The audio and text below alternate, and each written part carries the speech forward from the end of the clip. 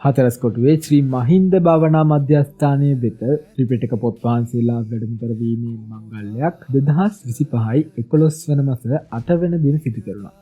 දැන් මේ ඔබ දකින්නේ එම මංගල්‍යයේ වීඩියෝ දර්ශනය. මෙම ත්‍රිපිටක පොත් වහන්සේලාට ආවතේව කටයුතු කරමින් මෙලෙස තැන්පත් කොට තිබුණේ ධනු මහත්මයාගේ නිවස තුලයි. එහි තැන්පත් කර තිබුණු ත්‍රිපිටක පොත් වහන්සේලාව පිරිත් ධර්ම දේශනාවකින් අනතුරුව මෙලෙස පෙරහැරකින් අපේ ගමේ පන්සලට ශ්‍රී මහින්ද භාවනා මධ්‍යස්ථානයට වැඩම කරවීම සිදු කෙරුණා.